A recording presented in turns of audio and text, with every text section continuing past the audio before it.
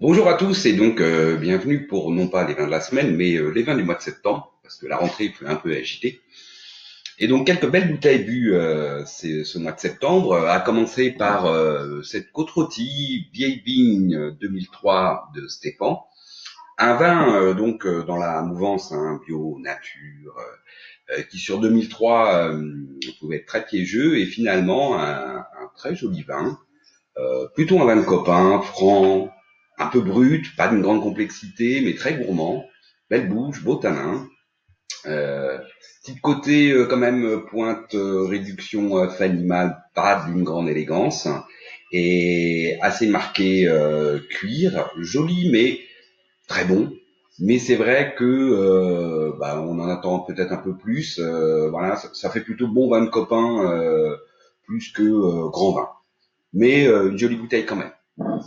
Ensuite, un classique entre guillemets, en tout cas un domaine très réputé, donc ce Pommard Clos des Epneaux 2004 de Contarmant, qui est bien d'ailleurs dans la lignée de ce qu'on peut en attendre, un vin très aristocratique, à l'élevage magnifique, mais très dominé par son élevage en fait, très beau, classe, fumé, voilà, c'est très appétant, c'est très élégant, c'est sûr.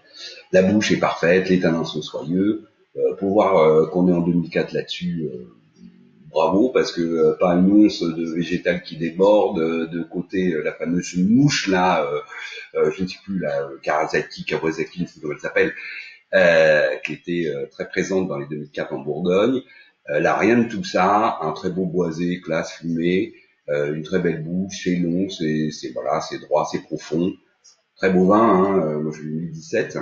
Mais personnellement, c'est pas ce que je préfère, parce que finalement, j'aurais pu être en 2004, comme en 2005, comme en 2006.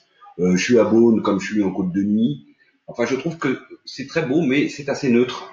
Ça manque un peu de personnalité à mon goût, même si ça reste un très joli.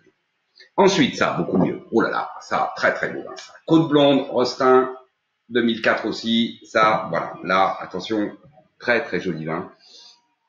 Un nez tout en gourmandise de fruits rouges, de fraises, de framboises.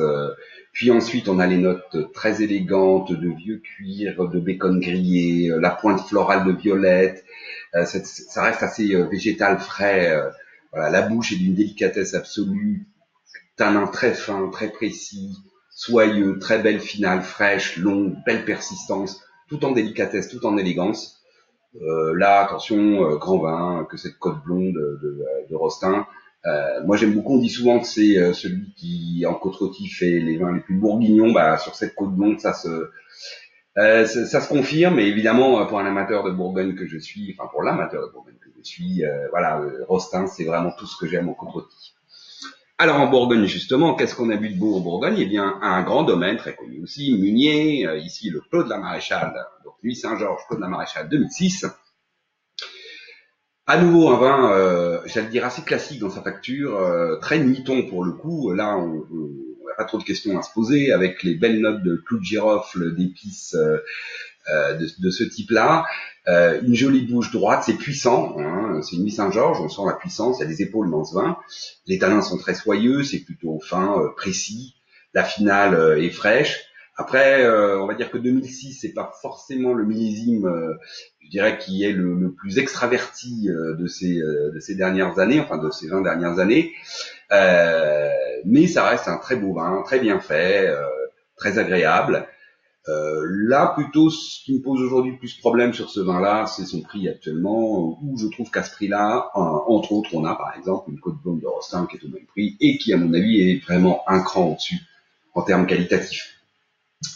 Ensuite, qu'est-ce qu'on a bu de beau aussi? On a bu ce Saint-Estèphe, château Lafont-Rochet, 88. Alors là, c'est une vieillerie, si je puis dire, que j'ai ouvert à l'occasion avec quelques camarades. Alors la Font-Rochelle, c'est un vin que j'aime bien, mais j'ai un vrai problème avec ces vins-là, c'est que bah là, c'est le nez est très marqué du cuir, de l'encre, il n'y a plus beaucoup de fruits.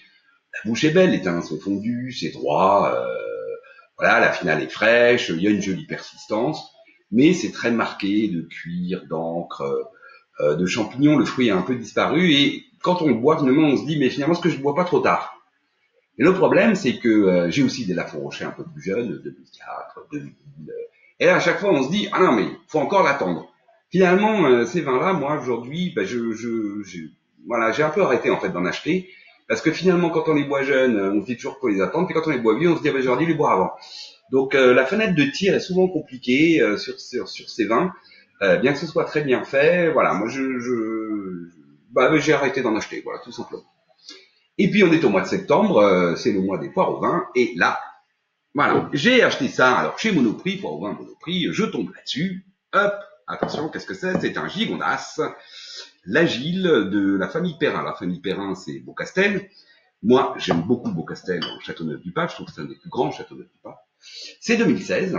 Et ma foi, c'est un très joli vin. Alors là, très classique, hein, pas un vin avec une personnalité absolument débordante. Non, non, on est dans le classicisme du Gigondas, de la prude, de la réglisse, voilà, une bouche belle, droite, soyeuse, une jolie finale, de la fraîcheur, de la puissance. Hein, c'est voilà, il y a de la matière, c'est dense.